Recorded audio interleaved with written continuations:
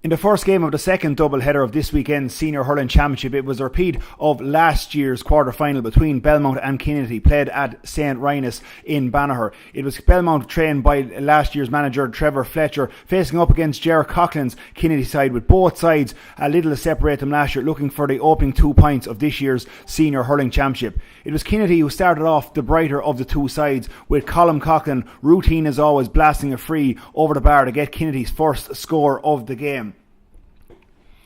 Kinnitty continued to impress in the opening periods as Belmont struggled to get going. It was a good catch by Aidan Keeley, who took on the Belmont defence. Keeley stayed strong, eventually recycling out the ball as far as Owen Callahan, who nipped in under pressure, and Callahan fired a good point over as he approached the wing to make it Kinnitty 2 points to no score. Belmont continued to have their own woes in front of goal, but it was Brian Donnelly who collected at midfield for Kinnitty, fed the ball in towards Oran Keeley, and Oran Keeley showed a clean pair of heels to the Belmont defence, and he popped over Kinnitty's third score of the game. While Belmont had been wasteful in front of goals, they had plenty of possession, and it was after 16 minutes Leon Fox got their opening score with a well taken free from just outside the 45 metre line. Kinnitty 3, Belmont 1. From there on, though, Belmont seemed to grow into the game and gathered more possession. David Cox, roaming back from centre half forward, fed in Leon Fox once again, and Fox on the run collected a fine ball and popped over Belmont's second score of the game. Kinnitty 3, Belmont 2.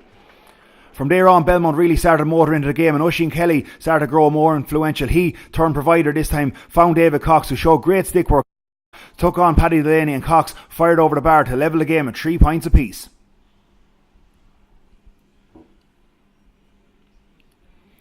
Belmont now started to make their dominance count on the scoreboard, and Cox once again rolling back around midfield, played in a high ball towards Colin Egan, and eventually the ball broke from Egan, and Oisin Kelly stole in behind the defence, and first time off the hurl flicked beyond Kevin O'Connor in the Kinnitty goals to put Belmont a goal clear. Belmont 1-3, Kinnitty 2 points. It was that man Kelly once again who collected just outside the 21, took on the Kinnitty defence and sent a beautiful rasper of a shot to the top corner of the net, and Belmont really started to get dominant in this match. It was Belmont now who tried to finish out the half well. They fed it in towards Colin Egan once again. Egan this time turning inside his man, got away from Paddy Rigney, and Egan just eventually recycled the ball out as far as David Kelly, and Kelly popped over his first point of the game.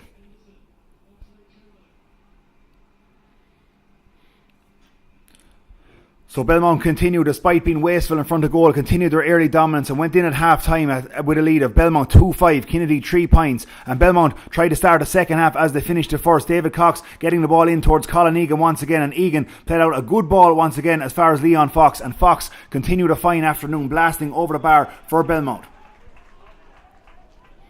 Kinnitty tried to respond, and Oran Keeley not pile of the ball, got his second score of the game. He nipped through from 45 metres and popped over the bars. Kinnitty looked to make strides back into this game. Colm Coughlin's frees were always going to be crucial for Kinnitty, and Coughlin made no mistake popping over yet another free from 40 metres to narrow the gap once again. Kinnitty were living on scraps up in the forward line, but any time they got a free, Colm Coughlin was there with pinpoint accuracy, and he narrowed the gap to 8 once again. But it was Belmont who looked always in control, and Leon Fox, having a fine day from both frees and play, popped over another free from just inside the 45 metre line to stretch Belmont's lead out to 8 once again. It was Kinnitty who kept on fighting, and Colm Coughlin got another free, won the penalty and dropped it low, but Barry Egan was down to that side on the artificial surface to just block, and with that Belmont really tigerishly as ever in defence smothered out that ball, and Kinnitty got no score from that resulting free. But it was Oisin Kelly now who tried to get goal number 3. He bore down on Kevin O'Connor's goal, but this time opted to pop the ball over Kinnitty. 8 points, Belmont 2 goals in 11.